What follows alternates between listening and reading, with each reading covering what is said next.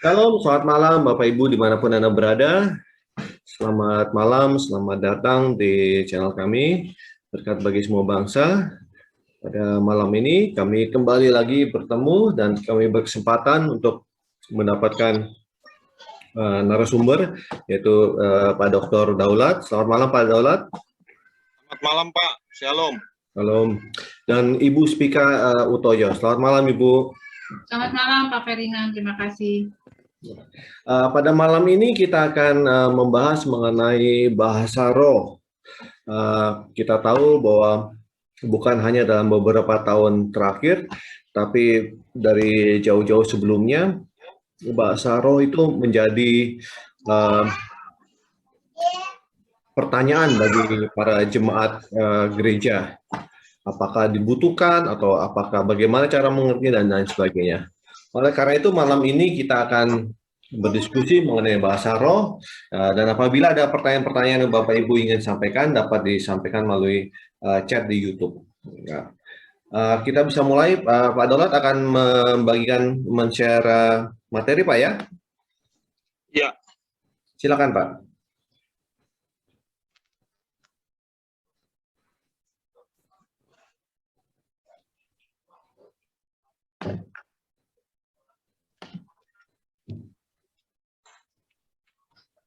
Ya, shalom semua ya. Shalom Pak. Halo. Tuhan, kita diberi kesempatan untuk kembali belajar firman Tuhan. Kali ini temanya agak lumayan berat ini ya. Tapi ngomong-ngomong mengenai background yang lebih rohani, kayaknya backgroundnya Ibu Spika ya. Waduh, Pak Daulat itu senior jauh, guru besar. Backgroundnya itu Bu, lambangnya. Oh, lambangnya, sorry. Iya. Kayaknya suasananya jadi pas gitu dengan suasana rohani ya. Iya. Ya, kalau kita kan suasana liburan Pak ya. Ya, suasana liburan ya. Suasana liburan kita ya. Di pantai. Ya, kita masuk ke suatu topik pembahasan yang sering jadi perdebatan, sering jadi diskusi, bahkan kontroversial ya. Tapi saya mencoba sharing mengenai konteks bahasa roh itu di dalam Alkitab itu sebenarnya bicara tentang apa ya. Nah, secara pengertian dulu ya, supaya kita memulainya dari definisi, bahwa bahasa roh itu adalah kemampuan untuk berbicara dalam bahasa asing atau bahasa yang diberikan roh itu dan sama sekali tidak pernah dipelajari oleh si pembicara sebelumnya atau orang yang diberikan bahasa roh itu ya, tidak pernah dipelajari. Ini kita lihat di Kisah Para Rasul 2, ini kita tahu ini peristiwa Pentakosta ya, yang baru kita peringati beberapa waktu yang lalu peringatannya ya. Kisah Para Rasul 2 itu berbicara tentang Roh Kudus dicurahkan pada hari Pentakosta dan murid-muridnya yang berdoa pada saat itu diberikan Roh Kudus, dicurahkan Roh Kudus. Dan salah satu karunia Roh Kudus yang menonjol pada saat itu adalah bahasa roh ya, atau bahasa asing yang diberikan oleh Tuhan kepada murid-murid dan para rasul. Ayatnya yang mengatakan ayat yang ke-6 ya, Kisah Para Rasul 2 ayat yang ke-6, ketika turun bunyi itu berkerumunlah orang banyak. Mereka bingung karena mereka masing-masing mendengar rasul-rasul itu berkata-kata dalam bahasa mereka sendiri. Ya, jadi bahasa yang diberikan Roh Kudus itu adalah bahasa asing bagi murid-muridnya. Tetapi bahasa yang mereka ucapkan itu dimengerti oleh orang-orang yang hadir pada saat itu. Pada saat itu orang Israel sedang memperingati hari raya Pondok Daud, ya, hari raya panen, dan sebanyak orang-orang itu datang ke Yerusalem ya, Mereka berkumpul di Yerusalem, ya. Lalu disitulah peristiwa pencurahan Roh Kudus atau kita kenal dengan Pentakosta terjadi. Dan murid-murid di sini mereka berbicara dalam bahasa-bahasa orang-orang yang datang pada saat itu. Ya, ayat yang ke-11. Baik orang Yahudi maupun penganut agama Yahudi, orang Kreta dan orang Arab, kita mendengar mereka berkata-kata dalam bahasa kita sendiri tentang perbuatan-perbuatan besar yang dilakukan Allah. Jadi bahasa roh yang dicurahkan pada saat hari Pentakosta adalah bahasa yang tidak dimengerti oleh orang yang dipenuhi itu oleh Roh Kudus, tetapi dimengerti oleh orang lain. Nah, jadi secara umum memang bahasa roh itu diberikan kepada orang yang tidak mengerti sama sekali ya bahasa itu, sehingga mereka mampu berbahasa asing tanpa terlebih dahulu mempelajarinya. Nah, beda dengan bahasa roh yang ada di 1 Korintus. 1 Korintus 12. Maaf, 1 Korintus 14. Ayat yang kedua. Siapa yang berkata-kata dengan bahasa roh tidak berkata-kata kepada manusia, tetapi kepada Allah. Sebab tidak ada seorang pun yang mengerti bahasanya. Oleh roh, ia mengucapkan hal-hal yang rahasia. Jadi kalau dalam bahasa roh 1 Korintus adalah orang yang dipenuhi atau dikaruniai bahasa roh itu tidak mengerti, dan juga orang yang di sekelilingnya juga tidak mengerti. Nah, ini dua model ya, dua model bahasa roh. Yang satu tidak mengerti, yang memakainya, yang mengucapkannya, tetapi orang-orang di sekelilingnya itu mengerti. Tapi di dalam 1 Korintus tadi, orang-orang di sekelilingnya tidak mengerti sama dengan orang yang memakainya atau dikarunia roh itu. Nah, menarik ya, kita melihat bahwa model bahasa roh dengan karunia bahasa roh ini dengan dua model di dalam Alkitab. Nah, kita lihat ya, apa fungsi dari bahasa roh itu. Jadi fungsi yang pertama,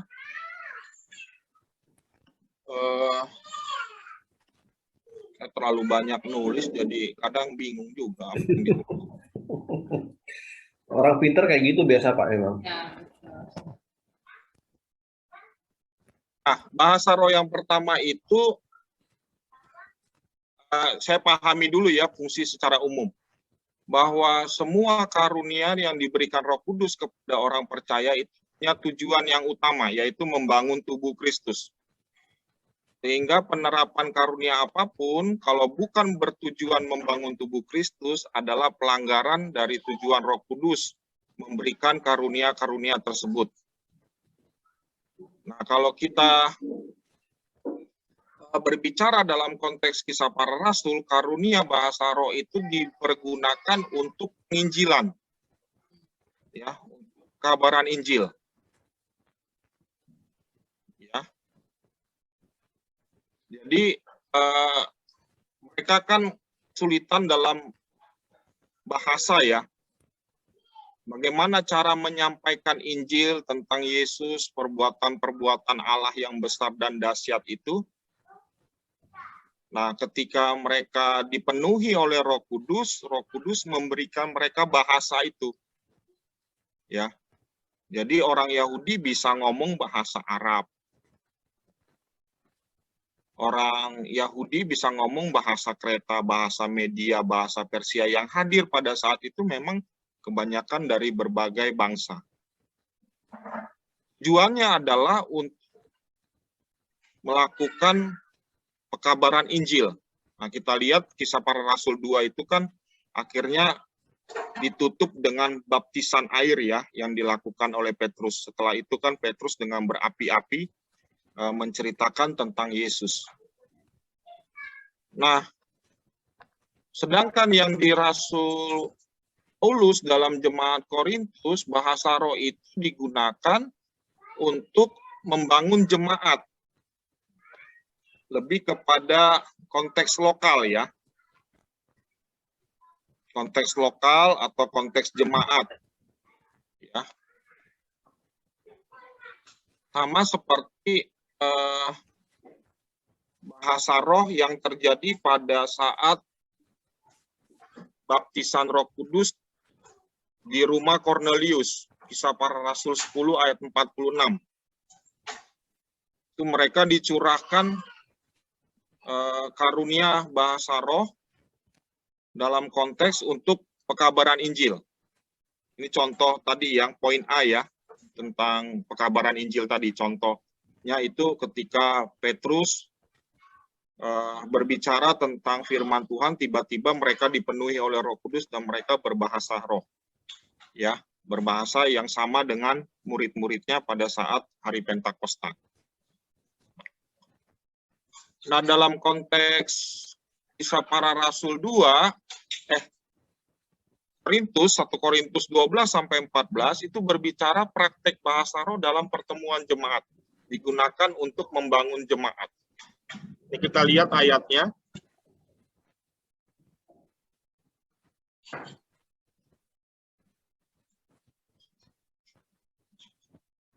Satu Korintus 12 ayat 7 ya. Tapi kepada tiap orang dikaruniakan pernyataan roh, termasuk bahasa roh, untuk kepentingan bersama. Ya. 11. Tetapi semuanya ini dikerjakan oleh roh yang satu dan yang sama yang memberikan kepada tiap-tiap orang secara khusus seperti yang dikehendakinya.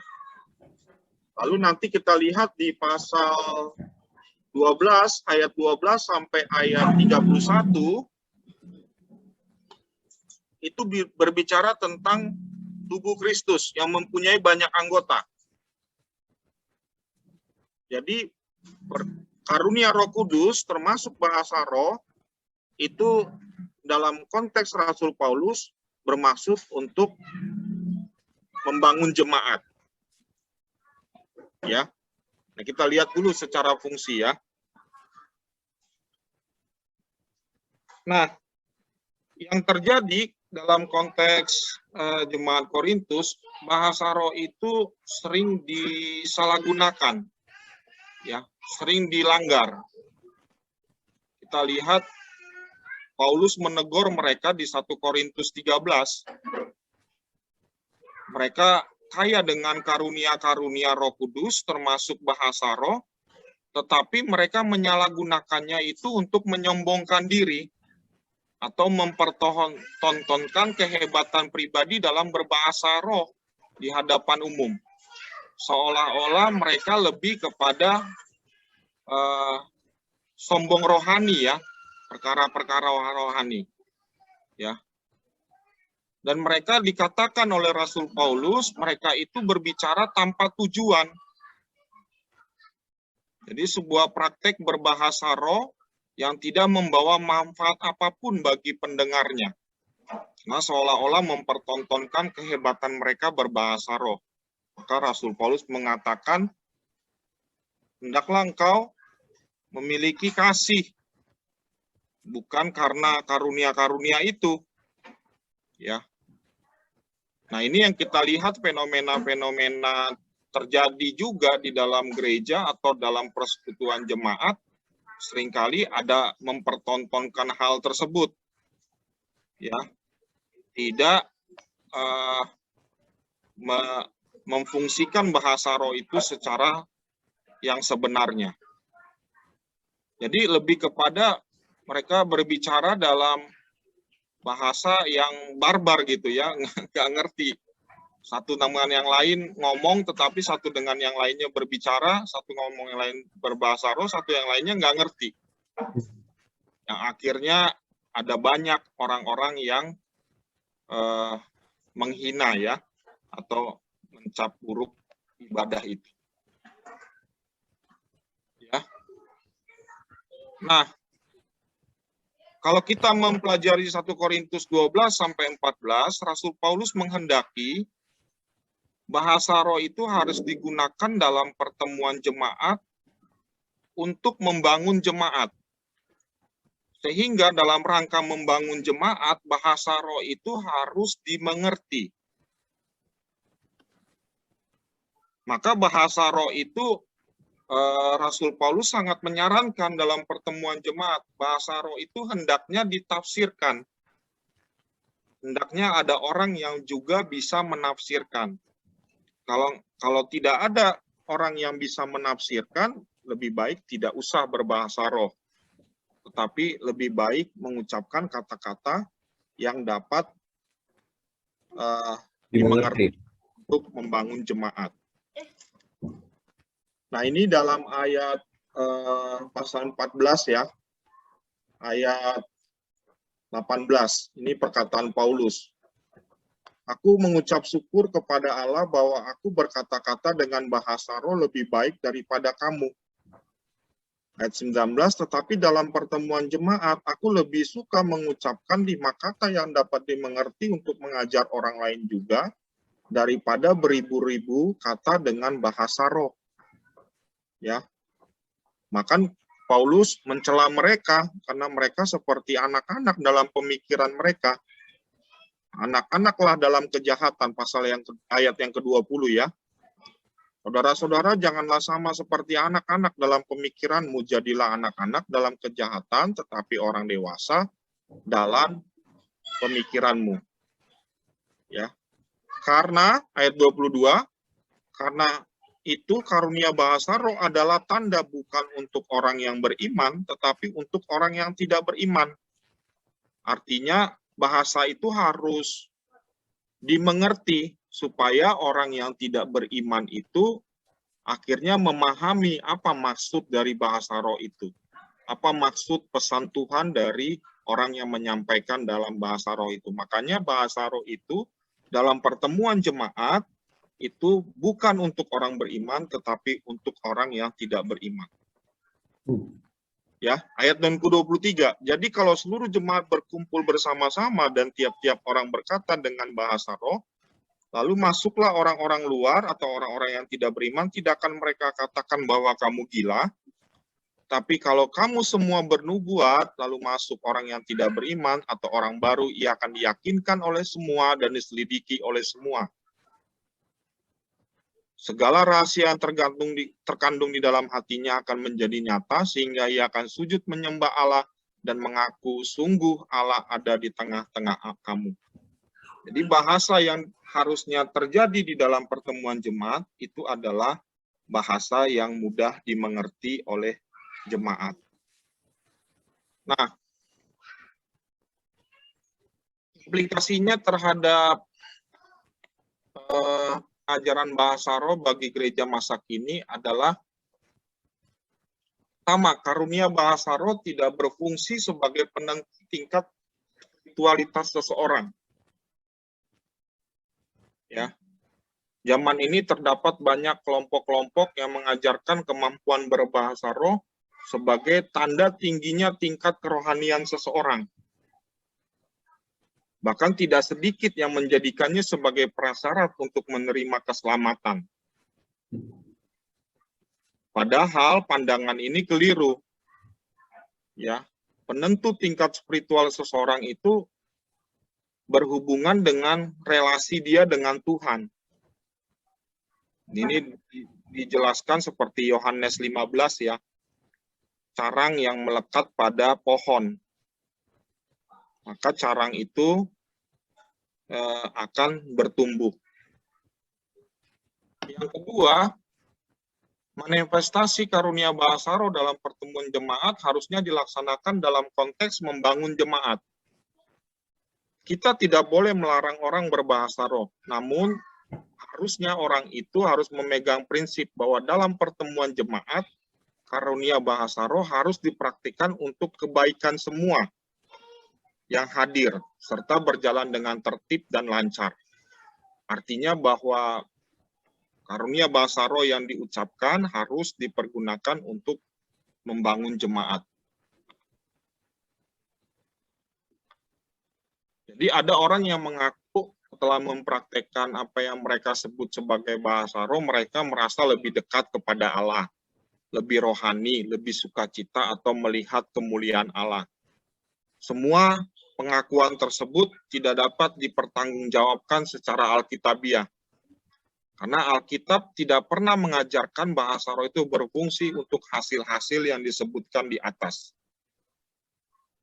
Ya. Yang ketiga, implikasinya karunia bahasa roh tidak berperan dalam kegerakan kebangunan rohani. Ini banyak gerakan-gerakan selalu diiringi atau ditandai dengan bahasa roh. Ya, sebenarnya itu juga tidak lahir, tidak alkitabiah. Kesimpulannya, ini saya singkat aja ya, supaya kita ada diskusi atau pendalaman. Bahasa roh yang dikaruniakan Roh Kudus kepada orang percaya adalah kemampuan seseorang untuk mengucapkan bahasa asing tanpa terlebih dahulu mempelajarinya. Yang kedua, Roh Kudus memberikan karunia ini dengan dua tujuan, sebagai alat untuk mengabarkan Injil dan sebagai alat untuk membangun jemaat. Oleh sebab itu, dari aplikasi dari karunia ini diterapkan dalam koridor dua tujuan pemberian di atas. Karunia bahasa roh dapat disalahgunakan, bahkan tujuannya untuk menyombongkan diri, ya, menjadikan karunia bahasa roh sebagai pertunjukan, ya, sehingga tujuan yang dicapai dalam berbahasa roh tidak tercapai dan tidak membawa manfaat apa-apa. Karunia bahasa roh tidak dapat dijadikan baik sebagai tolak ukur tingkat kerohanian, apalagi syarat keselamatan, ya, maupun alat untuk mencapai kebangunan rohani sebuah gereja. Tapi semua karunia bahasa roh itu ditujukan untuk kemuliaan nama Tuhan. Itu uraian singkat saja untuk kita dalam ajaran bahasa roh hari ini. Ya, Pak. Terima kasih, Pak, atas materi yang diberikan. Saya ingin membacakan sedikit, Pak. Ini ada saya melakukan sedikit survei. Iya. Sebelum kita melakukan pembahasan ini, ada sedikit survei yang saya lakukan. Ada beberapa pertanyaan yang saya tanyakan. Yang pertama-tama adalah, apakah Anda tahu mengenai bahasa roh? 43% mengatakan tidak tahu. Sisanya 56% mengatakan tahu. Pertanyaan kedua, apakah Anda pernah mendengar orang berbicara dalam bahasa roh? 25% mengatakan tidak pernah. 75% mengatakan pernah mendengar orang berbicara dalam bahasa roh. Nah, ini yang menarik, Pak. Apakah pada saat orang berbicara dalam bahasa roh itu Anda mengerti yang diucapkan orang tersebut? Dari yang mengatakan pernah mendengar, semuanya mengatakan tidak mengerti yang diucapkan. Kemudian ada pertanyaan berikutnya. Apakah pada saat orang tersebut berbicara dalam bahasa roh, ada orang yang mengalih bahasakan ke dalam bahasa Indonesia? Dari 75% yang mengatakan pernah mendengar bahasa roh, ada 70% yang mengatakan pernah mendengar. Ada yang mengalih bahasakan. Sisanya sekitar 6% mengatakan yang tadi 68% tidak ada yang mengalih bahasakan. Sisanya 6% mengatakan ada yang mengalih bahasakan. Kemudian pertanyaan berikutnya, apakah menurut Anda berbahasa roh adalah bukti bahwa orang tersebut beriman? 75% mengatakan tidak. 25% mengatakan bahwa iya, orang itu beriman karena bisa berbahasa roh. Pertanyaan berikutnya, apakah menurut Anda bahasa roh dapat diajarkan? 88% mengatakan tidak bisa diajarkan, sisanya 12% mengatakan bisa. Apakah menurut Anda bahasa roh perlu diajarkan? 94% mengatakan tidak perlu. 1% mengatakan perlu. Berikutnya, apakah menurut Anda ada hubungan antara bahasa roh dan mujizat? 10%, 63% mengatakan tidak ada hubungannya.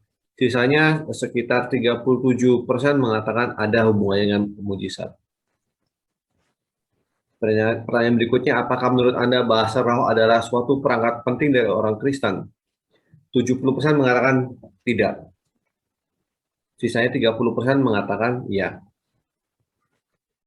Pertanyaan terakhir, apakah menurut Anda bahasa roh adalah suatu perangkat penting dari gereja?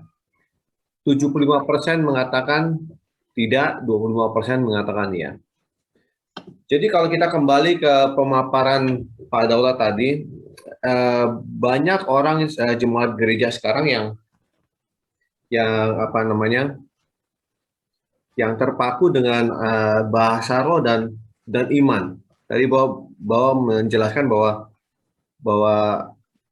banyak yang merasa bahwa karunia berbahasa roh itu adalah bukti tingginya kerohanian seseorang. Padahal sebenarnya kita tadi sudah baca bahwa itu sebenarnya tidak benar. Ibu Spika, sampai di sini apakah ada masukan dari Ibu Spika? Ya, terima kasih Pak Ferdinand, terima kasih banyak untuk pemaparan Pak Daulat yang sangat komprehensif ya. Saya rasa sudah mewakili apa yang dikatakan Alkitab semuanya mengenai bahasa roh, bahasa aslinya, tujuannya, fungsinya, praktek yang akan harus dilakukan.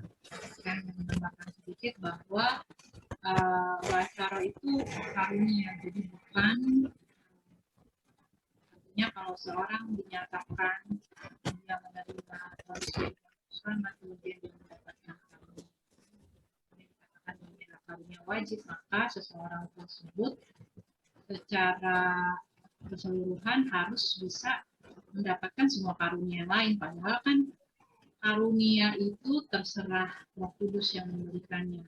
Kepada seorang diberikan karunia mengajar, karunia membuat dan sebagainya. Tapi kalau dikatakan bahwa Roh Kudus sebagai bahasa roh sebagai satu-satunya tanda bahwa dia sudah menerima baptisan Roh Kudus, maka nggak fair kalau cuma satu, ya harusnya semuanya diberikan. Padahal kita tidak berbicara demikian.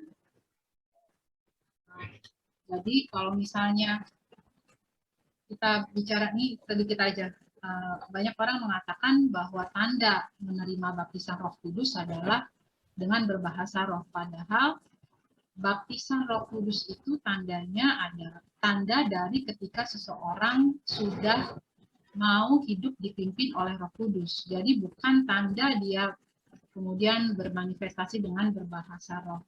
Jadi tidak ada tanda-tanda yang dibuat manusia sendiri, menyimpulkan sendiri dari Alkitab yang sudah kita baca barusan. Bahasa roh itu adalah bagian dari private worship gitu, penyembahan pribadi. Tetapi ketika di worship dia harus bisa diartikan dengan tertib, dan saya rasa kita juga mengerti bahwa yang dimaksud di kisah para rasul 2 itu mengenai earthly language ya, bahasa dunia, artinya bahasa semua bangsa. Tetapi kalau sudah bahasa roh berarti seperti bahasa malaikat yang cuma roh sendiri yang mengerti, Tuhan sendiri yang mengerti. Saya rasa tambahnya demikian Pak Ferdinand. Ya, ini ada pertanyaan Pak Daulat di YouTube channel kita.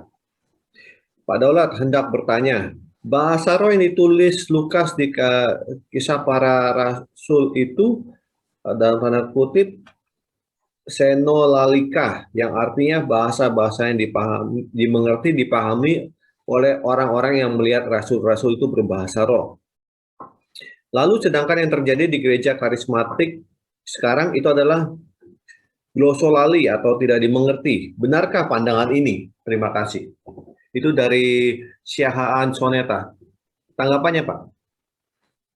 Ya, saya sih memahami itu senolalika kah atau glosalia lah atau apapun ya. Tujuannya harus sesuai dengan apa yang dimaksud oleh Alkitab ya. Penggunaan bahasa roh itu di dalam ibadah maupun di dalam konteks pribadi. Nah, saya memahami kalau kita tadi Pak Ibu Spika udah singgung itu dalam konteks penyembahan pribadi atau hubungan kita dengan Tuhan secara pribadi, kita boleh-boleh saja, bahkan sangat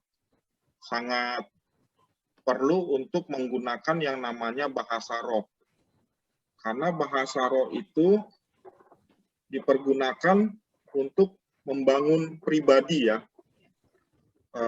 Coba kita lihat ayatnya di 1 Korintus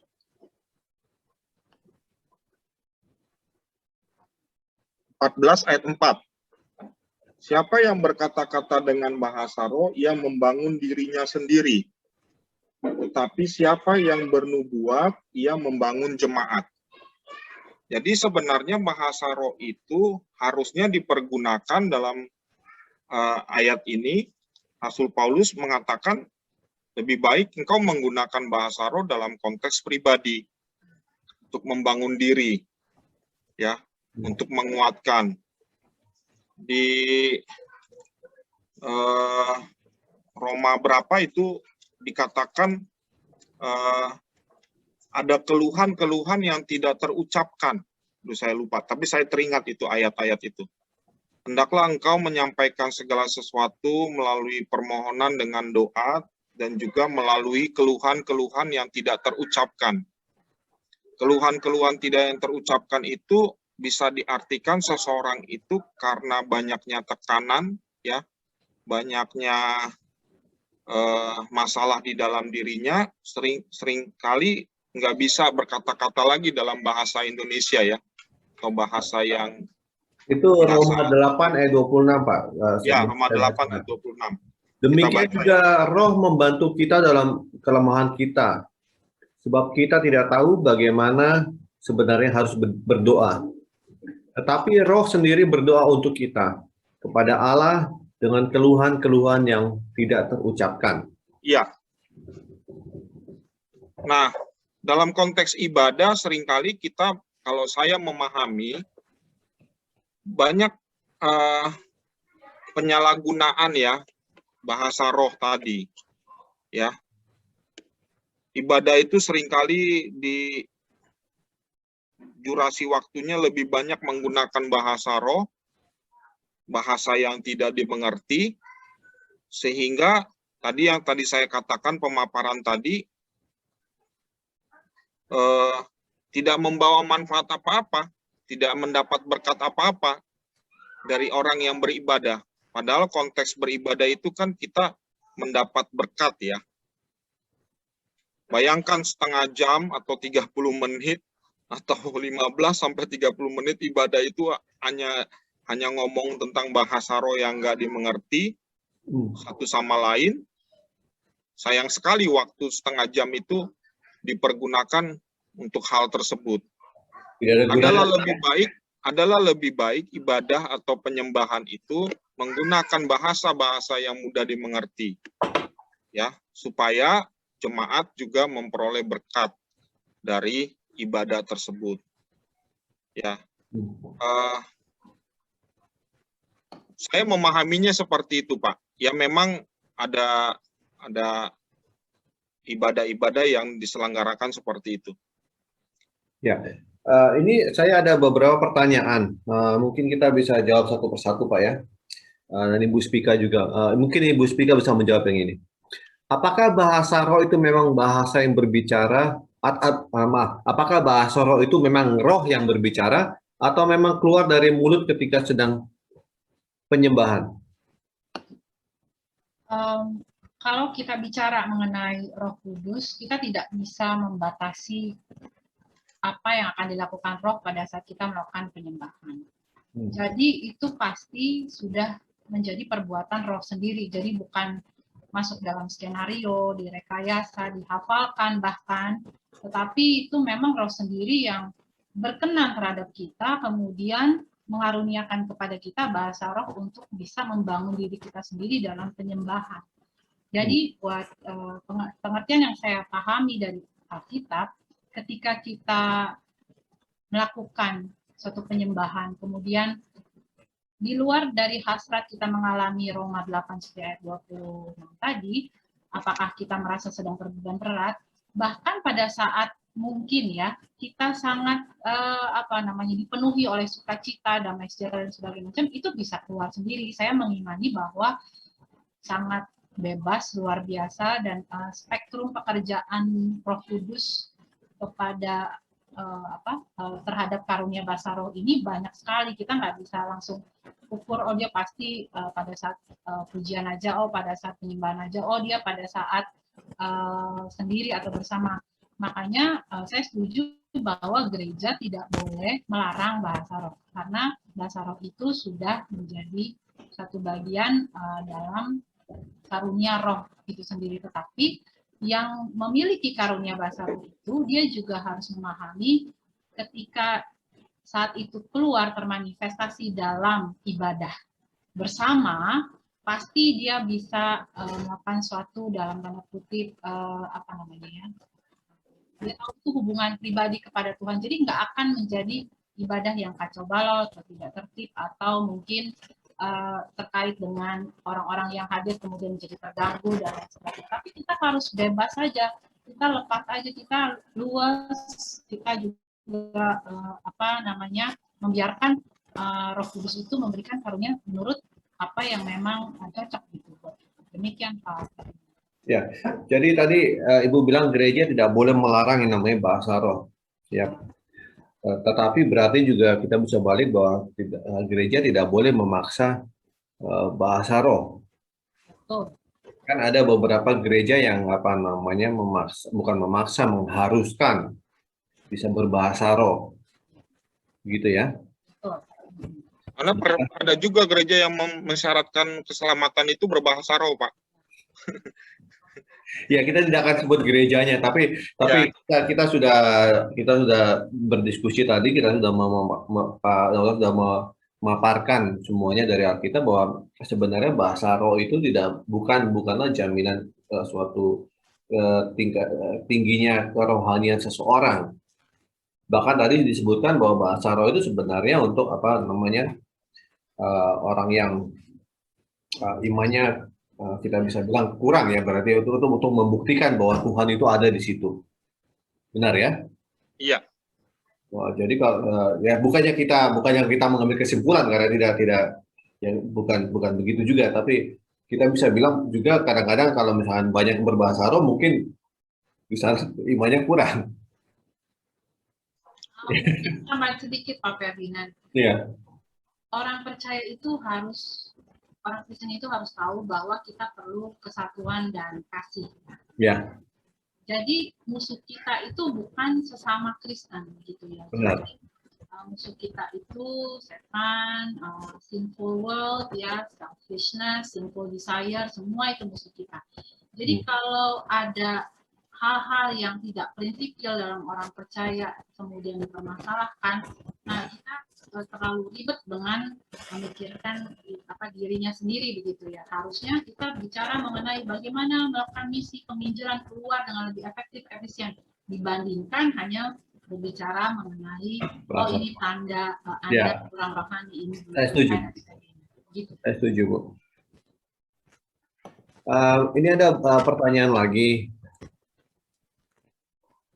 Tadi kita sudah mungkin ada yang beberapa ini. Apakah setelah orang itu bisa berbahasa roh, maka ia mengerti apa yang disampaikannya? Pak Dut, pendapatnya, Pak? Ya, tidak semua ya orang yang berbahasa roh itu dia mengerti apa yang disampaikan ya.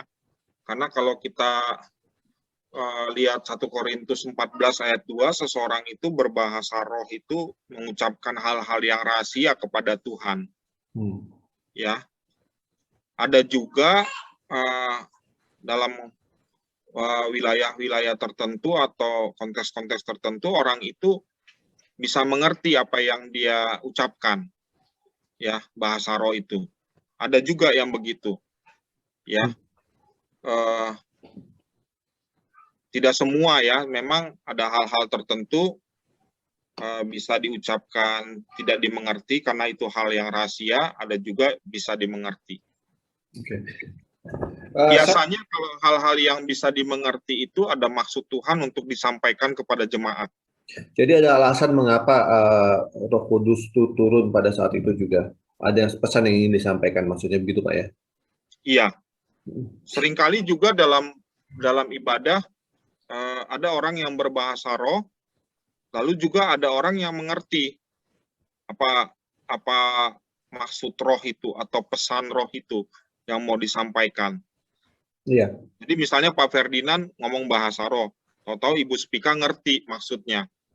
Nah, biasanya itu ada maksud Tuhan atau pesan Tuhan yang ingin disampaikan, ya, untuk kepada jemaat itu atau kepada orang-orang tertentu, ya. Baik. Fenomena bahasa roh ini hanya ada di Perjanjian Baru, apakah di Perjanjian Lama juga ada, Pak? Di Perjanjian Lama nampaknya tidak ada ditulis secara langsung, ya, mengenai bahasa roh itu, ya. Perjanjian Lama tidak, kalau saya pelajari tidak ada, ya, bahasa roh, ya, istilah bahasa roh, ya. Karena seringkali karya Allah itu bekerja dalam diri nabi-nabi, ya, seperti hakim-hakim itu tiba-tiba roh Allah menghinggap penuh terhadap Samson, ya, tiba-tiba Allah memenuhi hakim-hakim Gideon, tiba-tiba Allah mengurapi. Istilah dipenuhi atau istilah dipenuhi di Roh Kudus itu dalam istilah Perjanjian Lama itu diurapi, ya, diurapi oleh Roh Kudus. Tetapi tidak dijelaskan di situ ada bahasa yang disampaikan, ada bahasa yang keluar setelah mereka diurapi, tidak. Jadi hanya sekedar mereka dipenuhi, diurapi oleh Roh Kudus, begitu, Roh Allah. Jadi memang tidak tertulis secara langsung di Perjanjian Lama, tapi karena memang Tuhan bekerja langsung dengan yang disebutkan diurapi di Perjanjian Lama, ya Pak ya? Ya, memang lihat dari konteksnya, ya, kalau Roh Allah itu bekerja dalam konteks Perjanjian Lama, memang Roh Allah itu hanya bekerja dalam konteks Israel, ya. Iya. Israel. Jadi sehingga bahasa yang digunakan juga cuma satu aja berarti. Ya, begitu, ya. Ya. Kalau kita dalam konteks Kisah Para Rasul itu kan dalam konteks penginjilan. Universal, ya. Universal. Jadi roh itu memberikan bahasa-bahasa asing itu. Jadi kalau saya melihat Alkitab itu berbicara Roh Kudus itu memenuhi seseorang atau mengurapi seseorang itu sesuai dengan tujuannya, fungsinya. Ya. Sesuai dengan tujuannya, bagaimana seseorang itu harus melakukan sesuatu, ada tujuan Tuhan, dia akan keluar itu. Kepenuhan urapan itu, urapan Roh Kudus itu. Yang bermanifestasi entah itu di dalam bahasa roh atau dalam karunia-karunia lain. Kita ada beberapa pertanyaan lagi. Apakah bahasa roh yang benar? Apakah yang saya lihat di gereja karismatik? Ya, tadi kita sudah jawab mengenai hal itu, ya, jadi kita tidak bisa seperti Bu Spika bilang itu kita tidak bisa menilai ini benar-benar bahasa roh atau tidak itu tergantung dengan tujuan dan maksud Roh Kudus itu sendiri.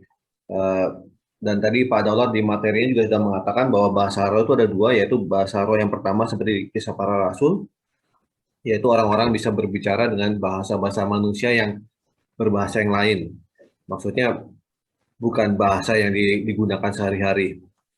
Dan bahasa roh yang kedua di 1 Korintus 12 itu adalah benar-benar adalah bahasa roh yang bahasa yang digunakan oleh roh dan Allah. Jadi apakah di gereja karismatik itu adalah benar-benar bahasa roh yang benar, ya bukan kita yang untuk menilai apakah benar atau tidak. Benar begitu ya, Bu Spika?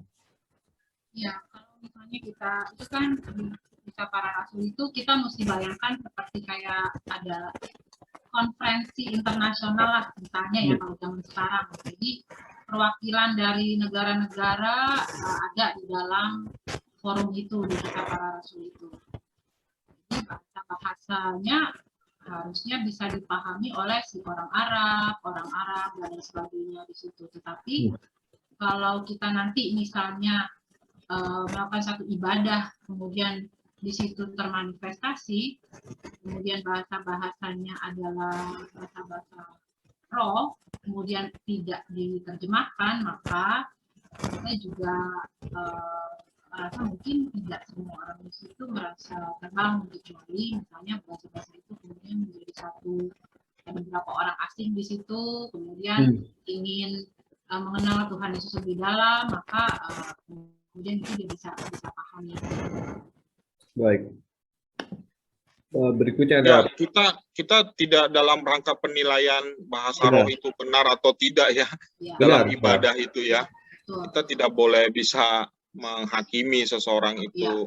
Ya, yang paling penting bahasa roh itu kita belajar dari Alkitab, bahasa roh itu harus dipergunakan dalam pertemuan jemaat itu untuk membangun jemaat. Tujuannya itu, fungsinya itu. Kalau tidak untuk membangun jemaat, berarti untuk membangun dirinya sendiri. Iya. Itu saja, ya. Ya, ini mungkin jawaban pertanyaan terakhir ini. Apakah setiap orang wajib berbahasa roh? Tentu saja tidak, Pak ya. Tadi kita sudah jelaskan bahwa bahasa roh itu bukan sesuatu yang wajib digunakan oleh orang Kristen. Iya dong Pak, nanti bingung kalau mau beli sayur aja pakai bahasa roh ya. Ibu Spika ngomong bahasa roh beli sayur, tukang sayurnya bingung dan dikatain Ibu Spika orang gila ya kan. Orang mabuk. Nah, ya sesuai dengan konteksnya lah, dalam ibadah, dalam doa ya. Dalam ibadah, dalam doa kita bisa lebih banyak menggunakan bahasa roh dalam doa dan ibadah pribadi. Iya. Ya. Tapi dalam ibadah dan doa jemaat ya kita banyaklah menggunakan bahasa-bahasa yang bisa dimengerti. Saya sendiri seringkali dipercaya dalam memimpin puji-pujian ya, penyembahan di ibadah. Seringkali terpancing untuk menggunakan bahasa roh. Tapi saya lawan ya. Istilahnya dalam arti bukan lawan dalam arti ini ya, tapi saya harus bisa mengendalikan diri ya. Kalau saya ngomong bahasa roh terus, nanti dalam pujian penyembahan jemaat bingung kan, ngomong apa ini ya, apa maksudnya. Nah, saya seringkali lebih banyak berbicara atau mengungkapkan pujian dan penyembahan saya, mazmur saya itu kepada Tuhan dalam bahasa Indonesia. Supaya bisa diikuti oleh jemaat juga. Kita kan mengajak jemaat untuk menyembah, itu tujuannya beribadah kan. Iya. Bukan untuk menyembah, untuk menyembah sendiri gitu kan. Memimpin pujian kan maksudnya bukan untuk nyembah sendiri, dia nyembah sendiri gitu, bukan kan. Tapi kan memimpin pujian penyembahan untuk mengajak jemaat masuk dalam hadirat Tuhan. Begitu, Pak. Ya, ini ada satu pertanyaan lagi di YouTube ya. YouTube kita udah makin ramai pertanyaannya. Ya lumayan Pak, ada sudah mulai ada yang masuk. Bertanya kembali Pak Daulat, maaf. Mungkin karena ada Ibu Spika kali. Itu makanya mesti kita sering bawa Ibu Spika di Gambar sini itu ya, tambah rame dia Roh ini. Kudus. Selama ini kan laki-laki terus. Benar, benar. Karena ada perempuan makanya jadi berbeda ya. Ini pertanyaannya bertanya kembali Pak Daulat. Maaf saya sebut nama gereja khususnya gereja saya tidak akan sebut namanya yang kalau dibaca di YouTube bisa yang mengatakan bahwa tanda orang dibaptis Roh Kudus adalah dengan bahasa roh. Saya pernah pelayanan di Sulteng, banyak jemaat terima karisma tanpa harus dibaptis oleh Roh Kudus. Bagaimana pandangannya Pak? Roh Kudus kan tidak bisa dibatasi, ia mampu memberikan karunia-karunia itu kepada orang yang memang sekehendak Roh Kudus itu hendak memberikan ya. Bagaimana pendapatnya Pak? Ya ini memang ada ajaran kelompok tertentu atau gereja tertentu yang berdasarkan Kisah Para Rasul 2 itu Pak. Ya. Jadi orang Kristen itu ketika dipenuhi oleh Roh Kudus atau dibaptis Roh Kudus, tandanya adalah bahasa roh, sesuai dengan Kisah Para Rasul 2. Nah, tadi kan kita lihat konteks Tuhan memberikan mereka bahasa roh itu, konteksnya adalah untuk penginjilan. Ya, untuk menceritakan perkara ajaib dari Tuhan, kebesaran Tuhan. Ya, maka mereka menggunakan mereka dikaruniai bahasa roh. Bahasa rohnya itu bahasa bangsa-bangsa yang hadir pada saat itu, yang menceritakan tentang perbuatan-perbuatan Tuhan. Jadi menurut saya kurang pas kalau kita menjadikan ini suatu doktrin bahwa seseorang itu dipenuhi Roh Kudus harus berbahasa roh. Kalau kita lihat 1 Korintus 14 tadi, setiap orang itu dikaruniai Tuhan masing-masing dengan karunia masing-masing. Ya. Ada seseorang itu dikaruniai bahasa roh, ada yang dikaruniai nubuat, ada yang dikaruniai mujizat. Jadi setiap orang itu mempunyai karunianya masing-masing sesuai dengan apa yang Roh Kudus karuniakan pada saat itu. Ya. 1 Korintus 12 tadi, kepada yang seorang, ayat 10, kepada yang seorang Roh memberikan kuasa untuk mengadakan mujizat. Kepada yang lain memberikan karunia untuk bernubuat. Dan kepada yang lain lagi ia memberikan karunia untuk membedakan bermacam-macam roh.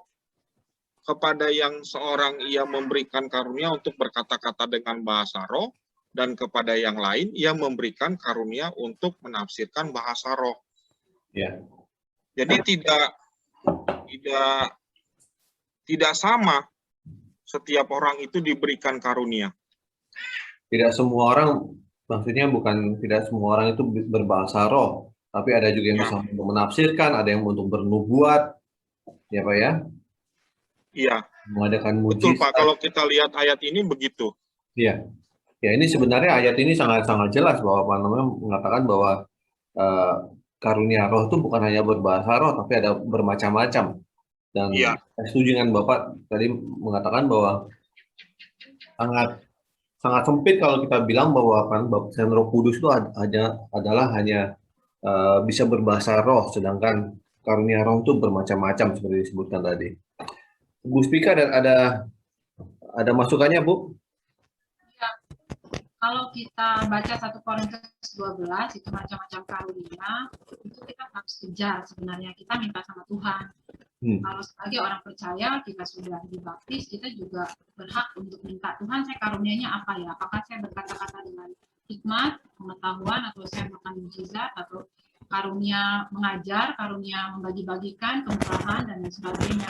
Salah satu dari itu. Jadi mungkin bisa lebih dari 2. Tapi kalau tanda dia dipenuhi Roh Kudus, kalau menurut saya dalam seumur hidupnya ya harus menjadi sebuah tanda. Apa itu tandanya? Tandanya ya semua buah roh itu ada terpancar dalam diri dia. Jadi bukan soal manifestasi bahasa roh pada saat di tempat ya kita bilang bahwa itu tanda-tanda yang menyertai orang kaya bahasa roh, kemudian tanda baptisan roh adalah bisa saya katakan dari awal bahwa tanda seorang dibaptis oleh Roh adalah dia berarti bersedia hidupnya dipimpin oleh Roh Kudus. Kemudian semenjak saat itu sampai pada akhir hidupnya dia melakukan manifestasi yaitu menunjukkan buah roh itu. Berarti dia hidup untuk di bawah otoritas Roh Kudus dan semua 9 buah roh itu boleh muncul dilihat oleh banyak orang sehingga membangun bagi banyak orang. Jadi saya lebih penting dalam kehidupan kita ini bukan fokus kepada satu tanda karunia Roh Kudus yaitu bahasa roh, tapi bagaimana kita juga bisa menghasilkan buah roh. Baik, baik Ibu. Ya, saya setuju bahwa memang karunia roh itu kita jangan mengecilkan hanya untuk berbahasa roh saja dan kita tidak melihat karunia-karunia yang lain seperti yang Ibu sebutkan tadi. Tapi memang banyak sekali jemaat yang bingung mengenai hal ini karena memang saya kira kurangnya pengajaran yang tepat di dalam gereja mengenai bahasa roh. Banyak gereja yang menggunakan bahasa roh ini seperti tadi disebutkan di pertanyaan itu adalah bukti baptisan Roh Kudus, padahal sebenarnya kan tidak seperti itu. Kita sudah melihat di firman Tuhan tadi bahwa sebenarnya sudah dijelaskan secara gamblang bahwa karunia Roh Kudus itu bermacam-macam. Bahkan ya tidak disebutkan seperti Ibu Spika sebutkan tadi, karunia mengajar, karunia yang lainnya seperti memberikan bantuan ke orang yang kurang mampu, itu juga termasuk adalah karunia dari Roh Kudus. Jadi kita jangan mengecilkan orang yang tidak bisa berbahasa roh. Saya kira waktunya memang sudah hampir habis. Mungkin Pak Daulat punya kalimat penutup, setelah itu Bu Spika. Silakan Pak Daulat. Ya, kita harus menempatkan karunia bahasa roh ini sesuai dengan konteks Alkitab ya. Supaya kita memahami apa yang dimaksud dengan bahasa roh dan fungsi dari tujuan bahasa roh itu ada. Pemahaman itu penting supaya kita tidak terpengaruh oleh ajaran-ajaran yang keliru ya. Yang tadi saya katakan ada ajaran-ajaran yang mengutamakan bahasa roh sebagai mengukur tingkat spiritualitas seseorang. Ini pengalaman saya pribadi, saya pernah mengalami itu waktu baru-baru masih jadi orang percaya ya. Jadi waktu itu ikut retret ya, saya nggak dapat karunia bahasa roh. Ya, sepanjang pulang itu saya dihakimi terus. Wah, kamu nggak bakalan masuk surga gitu ya. Kamu nggak bakalan selamat lah. Wah, saya sedih terus sepanjang jalan itu sampai pulang ke rumah. Padahal waktu di retret itu udah air mata keluar, ya, ingus keluar semua ya, dari mulut, dari hidung, ya, sampai minta itu ya. Semuanya itu udah dilakukan gitu, sampai jungkir balik. Karena kan tuh retreat untuk dipenuhi Roh Kudus gitu. Tapi saya nggak dapat gitu. Teman-teman saya dapat, wah mereka sukacita ya, mereka yakin masuk surga gitu kan. Nah, saya dihakimi gitu kan. Nah, sepanjang perjalanan pengalaman belajar ya, oh ternyata tidak seperti itu ya. Nah, hari ini kita bersyukur nih tadi beri kesempatan untuk belajar dan mudah-mudahan bisa jadi berkat ya bagi mendengar dan yang menyaksikan pengajaran bahasa roh ini. Begitu Pak. Ya, Bu Spika ada kalimat penutup, Bu Spika silakan. Satu hal, kalau kita memiliki bahasa roh, pastikan kita juga memiliki kasih yang lebih besar. Jadi tujuan kita bahasa roh itu memang bangun diri sendiri karena kita juga masih di sini, tapi yang lebih terutama ketika dalam konteks publik atau di depan komunitas kita harus lebih mengasihi orang lain dalam gereja kita, dalam persekutuan kita, sehingga bukan manifestasi bahasa roh itu yang pertama, tapi kasih kepada orang membangun orang lain makin dekat kepada Tuhan. Ya. Terima kasih Ibu Spika, terima kasih Pak Daulat atas waktunya. Terima kasih pada pemirsa dimanapun Anda berada. Tuhan Yesus memberkati, tetap setia pada iman kita. Selamat malam. Malam Ibu Spika, malam Pak Daulat. Amin. Malam.